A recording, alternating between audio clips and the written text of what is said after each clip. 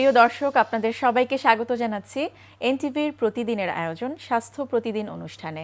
আপনাদের সঙ্গে আছি আমি ডাক্তার সানজিদা হোসাইন। দর্শক, আজ ২০ March world oral health day. আর এই দিবসটিকে মাথায় রেখে আমরা যে বিষয়টি আজ আলোচনার জন্য নির্ধারণ করেছি সেটি হচ্ছে কিভাবে মুখের স্বাস্থ্য রক্ষা করা যায়। এই বিষয়টি নিয়ে আলোচনার জন্য আমাদের স্টুডিওতে আজ উপস্থিত আছেন একজন বিশেষজ্ঞ চিকিৎসক। চলুন আমরা প্রথমেই পরিচিত হই আজকের অতিথির সাথে। অধ্যাপক ডাক্তার গাজী শামীম হাসান ১৯৬৬ সালের ডিসেম্বর মাসে বাগেরহাট জেলায় জন্মগ্রহণ করেন। তিনি ১৯৮৯ সালে ঢাকা ডেন্টাল কলেজ থেকে বিডিএস ডিগ্রি অর্জন করেন। এরপর তিনি চিকিৎসা বিজ্ঞানে উচ্চতর পিএইচডি লাভ করেন। বর্তমানে তিনি বঙ্গবন্ধু শেখ মুজিব মেডিকেল বিশ্ববিদ্যালয়ের অর্থোডন্টিক্স বিভাগের চেয়ারম্যান হিসেবে কর্মরত আছেন। এছাড়া তিনি বঙ্গবন্ধু শেখ মুজিব মেডিকেল বিশ্ববিদ্যালয়ের ডেন্টাল ফ্যাকাল্টির ডিন হিসেবে দায়িত্ব পালন করছেন। স্যার, স্বাগত জানাচ্ছি। ধন্যবাদ এবং ওয়ার্ল্ড ওরাল হেলথ ডে উপলক্ষে আপনাকে শুভেচ্ছা। ধন্যবাদ আপনাকে। স্যার, যেটি জানতে চাইবো, যেহেতু আজকে একটি বিশেষ দিন, তো এই যে মুখের স্বাস্থ্য রক্ষা, এইসব এত কিছুর মধ্যে দিয়েও বিভিন্ন প্রোগ্রাম, সেমিনার, অনেক কিছুই হচ্ছে, কিন্তু তারপরেও কিন্তু আমরা দেখছি যে সত্যিকারের যে ধারণাটা বা জ্ঞানটা সেটি সবার মধ্যে থাকে না। তো কিভাবে এই মুখের স্বাস্থ্য রক্ষা করা যায়, প্রথমে কোন দিকটা আমাদের মাথায় রাখতে হবে? দেখেন, সত্য কথা বলতে হচ্ছে যে মুখের স্বাস্থ্য তা এমন একটা জিনিস যেটাকে পুরো আপনার বডির পুরো স্বাস্থ্যটাকেই মুখ দ্বারা নিয়ন্ত্রিত হয়। কারণ এই মুখ দিয়ে আপনি খাওয়া দাওয়া সব কিছু গ্রহণ করছেন, যেটার নিউট্রিশনের মাধ্যমেই কিন্তু আপনার বডিটা সুস্থ থাকছে। মুখ যদি কোনো কারণে অসুস্থ হয়ে যায়, তার স্বাস্থ্য যদি ভালো না থাকে, তাহলে কিন্তু আমার পুরো বডিটাই থাকবে না। তো এই কারণে আমাদের কি উচিত, যে মুখটাকে আগে সুন্দর রাখা উচিত। সেইটা রাখার জন্য কি কি করণীয় আমাদের? একটা কথা হচ্ছে, আপনি দেখেন, আমরা সবাই জানি নিয়মিত আমরা দাঁত ব্রাশ করি, অনেক সময় মাউথ ওয়াশ করি, কুলি করি। কেন? মুখগহ্বরটা যেন ওয়াশ আউট হয়ে যায়, ধুয়ে যেন ক্লিন হয়ে যায়। অনেক সময় আমরা এই যে ওয়াশ আউট করার যে পদ্ধতি, এখানেই যদি কোনো গরমিল থাকে অথবা যদি টাইমিংয়ে কোনো অসুবিধা থাকে, যেমন আমরা সবাই দেখেন সকালে ঘুম থেকে ওঠার পরে ব্রাশ করি, কিন্তু আমাদের দেশে এখনও কিন্তু অভ্যাসটা গড়ে ওঠে নাই, যেটা হচ্ছে ঘুমাতে যাওয়ার আগে ব্রাশ করে দেওয়া। এটাই কিন্তু বেশি দরকার। এটি আমাদের বেশি দরকার, যে রাতে খাওয়া দাওয়ার পরে ঘুমাতে যাওয়ার আগে যদি কেউ দাঁত ব্রাশ করে ভালো করে কুলি করে ঘুমায়, তাহলে কিন্তু তার ওরাল হাইজিনটা অনেক % ভালো থাকবে। এই কারণে দেখেন, খাবারে যে সমস্ত মিষ্টি জাতীয় খাবার বা যে খাবারে কণা দুই দাঁতের মাঝখানে থাক বা আটকে যাক, এগুলো যদি যে আমরা 8 থেকে 9 ঘন্টা, কেউ কেউ 10 ঘন্টাও ঘুমায়, এই যে 10 ঘন্টা বা 9 ঘন্টা যখন সে মুখের ভিতর থাকছে, তো তখন কি হচ্ছে, এই পচা খাবারটা তো পচে যাচ্ছে এবং এর ভিতর থেকে যে অ্যাসিড জাতীয় একটা নিঃসরণ হচ্ছে, এটি দিয়ে দাঁতগুলো কিন্তু আস্তে আস্তে ক্যারিজ হচ্ছে, দাঁতে দুর্গন্ধ হচ্ছে মুখে। তো সুতরাং মুখের ওরাল হাইজিন মেনটেন করার প্রথম যদি একটা শর্ত আমি সবাইকে বলি, রাতে ঘুমাতে যাওয়ার পূর্বে খাওয়ার পর অবশ্যই দাঁত ব্রাশ করে ঘুমানো উচিত। অবশ্যই। এবং যেহেতু দাঁত ব্রাশের কথা আসছে, আমি একটু আপনার কাছ থেকে জানতে চাইবো যে অনেকেই কিন্তু আবার এমনও আছে যারা ব্রাশিং করছে, হয়তো রেগুলারই করছে, সময় মতোই করছে, কিন্তু তারপরে কিন্তু তাদের মুখের সেভাবে স্বাস্থ্যসম্মত মুখ হওয়ার কথা সেটা হচ্ছে না, তাদের ওরাল হাইজিন মেনটেন করাটা। কারণ হচ্ছে তারা সঠিক উপায় বা সঠিক পদ্ধতিতে এই ব্রাশিংটা করছে না। তো সেটি আসলে কিভাবে করলে সঠিক হবে? সঠিক ব্রাশিং আমরা জানি, আমরা কিন্তু বাঙালি সবসময় এইভাবে ব্রাশ করি, কিন্তু ব্রাশটা হচ্ছে কিন্তু উপর থেকে সুইপিং মেথড, মানে দুই দাঁতের মাঝখানে তো খাবারটা জমে থাকে, যেন ভিতর থেকে খাবারটা বের হতে পারে। আরেকটা জিনিস দেখবেন, আমাদের অনেকেরই যে দুই দাঁতে খাবার, দাঁতের মাঝখানে কিন্তু খাবারটা ভিতরে থাকে, বের করতে পারি না। ব্রাশ যেমন একটা ইম্পর্টেন্ট, সাথে সাথে ফ্লসিং একটা ইম্পর্টেন্ট। কিন্তু আমাদের দেশে অনেকেই মনে করে যে দাঁতে যদি ফ্লস করা হয়, সুতো ব্যবহার করা হয়, তাহলে দাঁত ফাঁকা হয়ে যাবে। ব্যাপারটা কিন্তু তা না। এই কারণে আপনি জানেন, আপনি নিজেও ডাক্তার একজন, যে দুই দাঁতের মাঝখানে কিন্তু মিনিমাম একটা গ্যাপ থাকে সুতা বা কোনো কিছু পাস করার জন্য। এটা ন্যাচারালি এবং ন্যাচারাল এটা, কারণ আমরা দাঁতটাকে ফিজিওলজিক্যাল মুভমেন্ট করে, যে কারণে দেখেন আমরা যদি একটা হাড় বা কোনো কিছু কামড় দিই, দাঁতটা কিন্তু ভেঙে যায় না, এটা কুশন লাইক অ্যাকশন হয়। আচ্ছা, এই যদি দুই দাঁতের মাঝখানে যদি স্পেশালি ফ্লস ব্যবহার করে, আপনি দেখবেন দাঁতে যে ক্যারিজটা হয় সেটা সাধারণত মাঝখানে হয় না, দুই দাঁতের মাঝখান থেকে গর্তটা শুরু হয়। এই দুই দাঁতের মাঝখানে, যেটা আমাদের ভাষায় বলা হয় প্রক্সিমাল ক্যারিজ, এটার কারণে কিন্তু দাঁতের দুই দাঁতের মাঝখানে খাবার কোনো কারণে যদি আটকে থাকে, তা দুই দাঁতের মাঝখানে যদি খাবার আটকে থাকে এবং সেটা যদি আমি যতই ব্রাশ করি এটা কিন্তু বের হবে না। তার মানে ওরাল হাইজিন মেনটেন করার জন্য ব্রাশ যেমন একটা ইম্পর্টেন্ট, ফ্লসিং একটা ইম্পর্টেন্ট। এবং এই ফ্লসিং কিন্তু খুব সুন্দর ভাবেই বাজারে অ্যাভেলেবল আছে। এখন অনেক ধরনের পাওয়া যায়, যাতে কাঠিতে লাগানো থাকে, সুন্দরভাবে সুইপ করে বের করা যায় খাবার।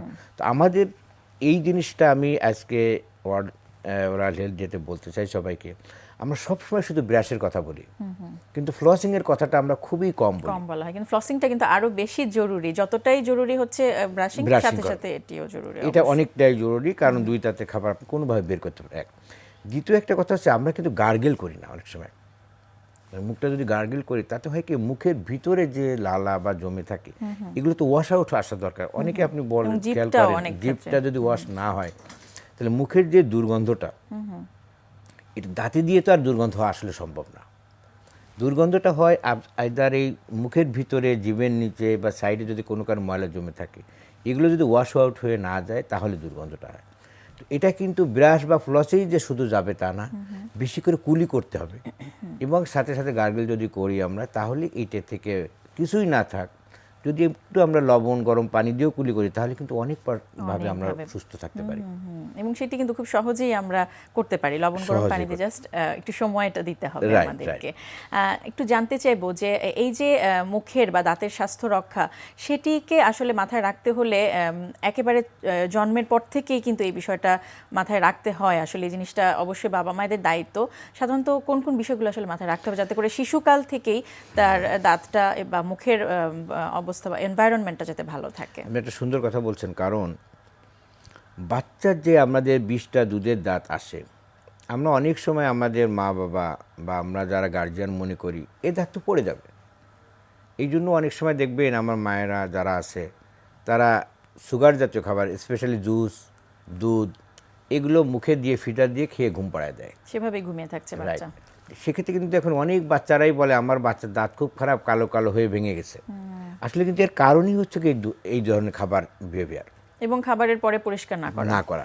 এখন বছর এত ছোট বাচ্চা আমি কীভাবে পরিষ্কার করব? এটি তো স্বাভাবিক। এই পরিষ্কারটা করার জন্য মায়েদের উচিত হবে, যেহেতু তারা ব্রাশ নিবে না বাচ্চারা মুখে, মায়েরা যদি তাদের হাতে বা আঙ্গুলে সুতি জাতীয় কাপড়, পরিষ্কার সুতি জাতীয় কাপড়টা পেঁচায় নিয়ে সে যদি তার বাচ্চাটাকে কোলের পরে শোয়ায় রেখে আস্তে করে মুখটা, শুধু দাঁত না, দাঁতের মুখের ভিতরে যদি সে সুন্দরভাবে ক্লিন করে নেয়, তাহলে কিন্তু তার অনেক % কমে যাবে এই ক্যারিসের প্রবণতাটা। অবশ্যই। এবং সময় মতো দাঁত পড়াটার যে ক্ষেত্রে গুরুত্ব, যে তার আগেই যাতে দাঁতটা নষ্ট না হয়ে যায়, সেটি অবশ্যই মাথায় রাখতে হবে। যে কথাটাই বলছিলাম, যে যদি দুধের দাঁত হওয়া সত্ত্বেও যদি আগে দাঁত পড়ে যায়, তাহলে আমাদের অসুবিধাটা কি? সেটি কিন্তু অসুবিধা হচ্ছে, এটা একটা ইম্পর্টেন্ট জিনিস, এটা আমার দর্শক বা যারা আছে তাদের জানা দরকার। যে যেহেতু যতটুকু জায়গা কভার করে আমার 20টা দাঁত থাকে, এই দাঁতের পিছনেই তো পার্মানেন্ট দাঁত ওঠে। যদি কোনো কারণে একটা দুধের দাঁত পড়ে যায়, আপনি দেখছেন ইট আছে কোথাও, একটা ওয়ালের সাথে যদি একটা ইট থাকে, একটা ইট ভেঙে গেলে কিন্তু আস্তে আস্তে আরেকটা ইট ভাঙে, আরেকটা ইট ভাঙে, ওয়ালটাই ভেঙে যায়।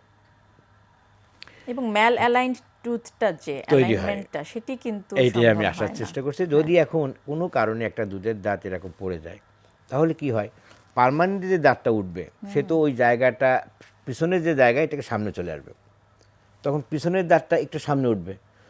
পরবর্তীতে যখন ক্যানাইন বলি আমরা বা সেদন দাঁত আসবে, তখন এই দাঁতটা কি হবে, এই দাঁতটা আস্তে আস্তে জায়গা না পেয়ে হয়তো বাইরে আসবে, না হলে ভিতরে, তখন মনে হবে যেন আঁকা বাঁকা দাঁত হচ্ছে। তখন এই যে আঁকা বাঁকা দাঁতের মূল ভিত্তিটা কিন্তু এই সময় শুরু হচ্ছে। তার মানে দুধের দাঁতটাকে মেইনটেইন করাটা খুবই ইম্পর্টেন্ট। এটাকে কোনো অবস্থাতে অবহেলা করার কোনো সুযোগ নাই।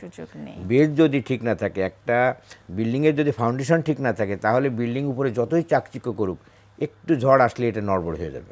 সুতরাং আমার দর্শকদের উদ্দেশ্যে বলার উদ্দেশ্য, অবশ্যই তারা বাচ্চাকাল থেকেই যেন দাঁতের যত্ন নেয়, কারণ এটির উপরই নির্ভর করছে ভবিষ্যতে তার দাঁতের গঠন এবং প্রকৃতি কেমন হবে সেটি। আরেকটু জানতে চাইবো, যদি কোনো কারণে সচেতনতার পরও কিন্তু দেখছি যে আমরা অনেক সময় দাঁতের সমস্যা বা মুখের সমস্যা হয়ে যায়, সেক্ষেত্রে যাতে সমস্যা হওয়ার আগেই চিহ্নিত করা যায় বা খুব অল্প থাকতে থাকতেই যাতে ধরা যায়, ডায়াগনোসিসটা করা যায়, কতদিন পর পর এই রেগুলার চেক আপ করানোটা জরুরি খুব বলে সুন্দর, মনে এগুলো করেন? আমাদের মায়েদের বা বাবাদের জানা উচিত। একটা জিনিস হচ্ছে কি, রোগ হয়ে যাওয়ার আগে রোগ যেন না হয় সেইটা যদি আমরা প্রিভেন্ট করতে পারি, এটা কিন্তু অনেক ভালো।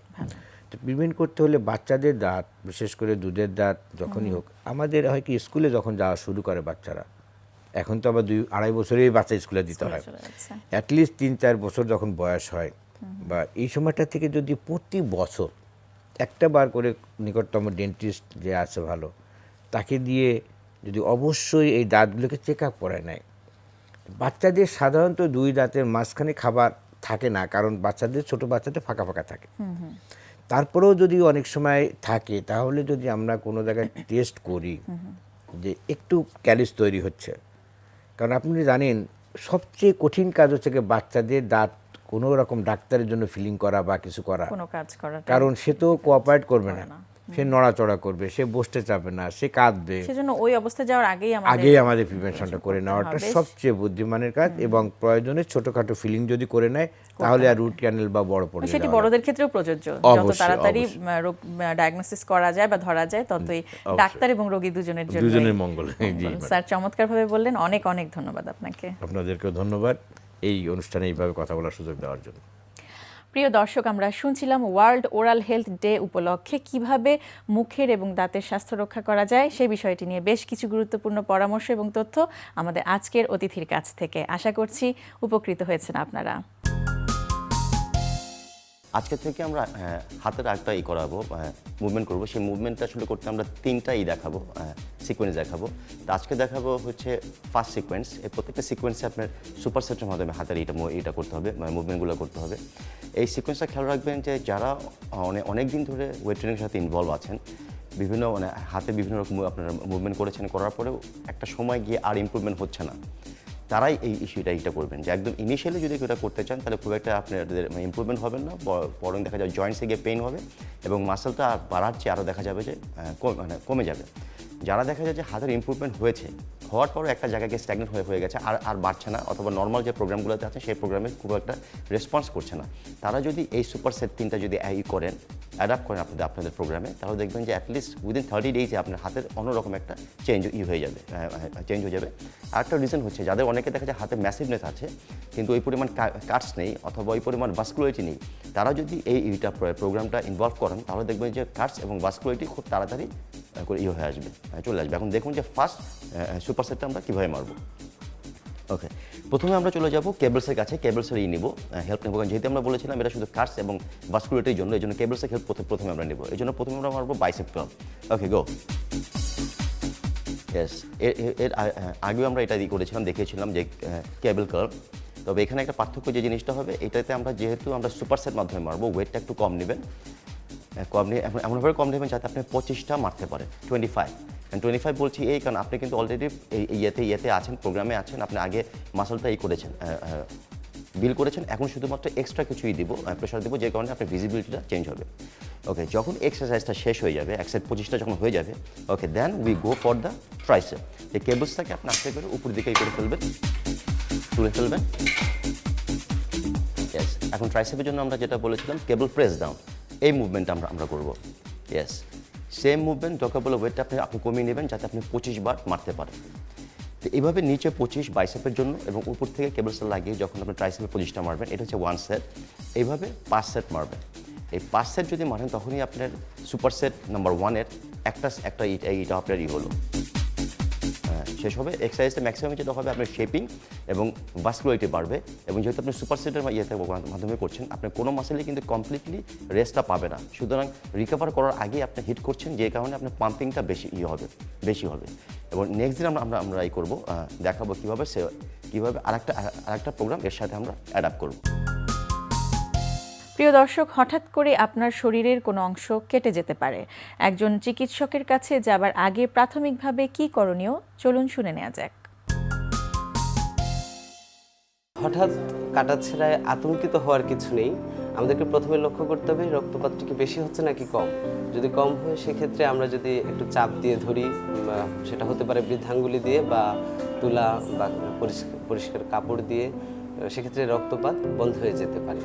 আর বেশি রক্তপাত হলে সেক্ষেত্রে আমাদের রক্তনালী ছিঁড়ে যাওয়ার সম্ভাবনা থাকে, যেহেতু সেক্ষেত্রে আমাদের চিকিৎসকের শরণাপন্ন হওয়া উচিত। কিন্তু প্রথমে যেটা করতে হবে সেটা হচ্ছে যে রক্তপাত যে জায়গা থেকে হচ্ছে সে জায়গায় নড়াচড়া বন্ধ করতে হবে, ওই জায়গাটাকে এলিভেট করতে হবে, উঁচিয়ে ধরতে হবে, সেটা যেন হৃৎপিণ্ডের লেভেলের উপরে থাকে। সেটা পায়ে হলে সেটাকে উঁচিয়ে রাখতে হবে, হাত হলে হাত তুলে রাখতে হবে। চাপ দিলাম, হাত এলিভেট করলাম। এবার হচ্ছে আমাদেরকে চেষ্টা করতে হবে ওখানে ব্যান্ডেজ করা যেতে পারে। বেশি রক্তপাত হলে টর্নিকেট মানে হচ্ছে কোনো ফিতা বা দড়ি বা স্যালাইনের নল এগুলো দিয়ে বেঁধে দিলে রক্তপাত কমে যেতে পারে। তারপর যেটা করতে হবে সেটা হচ্ছে যে চিকিৎসকের শরণাপন্ন হওয়ার প্রয়োজন হলে, রক্তপাত বন্ধ না হলে ওখানে নিয়ে যেতে হবে, ওখানে সার্জিক্যাল অপশন থাকে। আর আমাদের দিক থেকে আরেকটা জিনিস লক্ষ্য রাখতে হবে, সেটা হচ্ছে যদি রক্তপাত সহজে বন্ধ না হয়, সেটা হতে পারে ডায়াবেটিসের রোগীদের ক্ষেত্রে, হতে পারে যারা স্টেরয়েড বা এ জাতীয় কিছু ঔষধ সেবন করেন, হতে পারে অন্যান্য কিছু রোগ প্রতিরোধ ক্ষমতা কমে যায় এরকম কিছু রোগের ক্ষেত্রেও, সেসব ক্ষেত্রেও দ্রুত চিকিৎসকের শরণাপন্ন হতে হবে। আর মনে রাখতে হবে যদি টিটানাসের টিকা দেয়া না থাকে সেক্ষেত্রে TIG টিকা নিতে হবে। দর্শক, আজকে স্বাস্থ্য প্রতিদিনের হেলথ টিপস।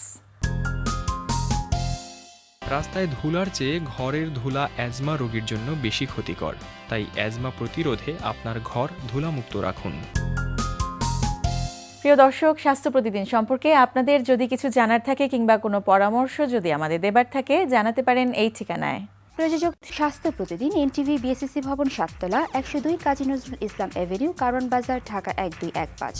ফ্যাক্স 914338 থেকে 7 পর্যন্ত, অথবা ইমেইল করুন স্বাস্থ্যপ্রতিদিন@ntvbd.com এই ঠিকানায়। দর্শক, স্বাস্থ্য প্রতিদিনের আগামী পর্বে আপনাদের জন্য যা থাকছে।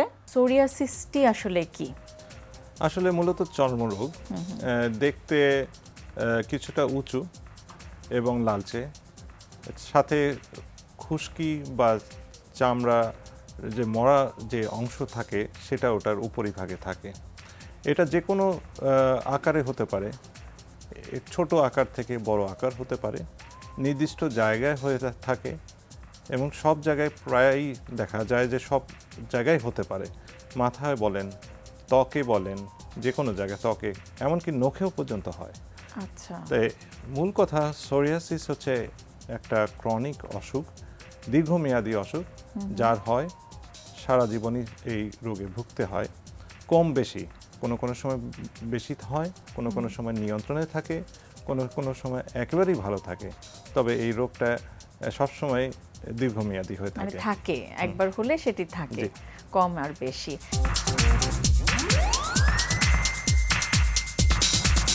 প্রিয় দর্শক, বিশ্বের যে কোনো প্রান্ত থেকে যে কোনো সময় আপনাদের পছন্দের অনুষ্ঠান স্বাস্থ্য প্রতিদিন দেখতে চাইলে ভিজিট করুন আমাদের পূর্ণাঙ্গ ওয়েব পোর্টাল www.ntvbd.com। আজ এ পর্যন্তই।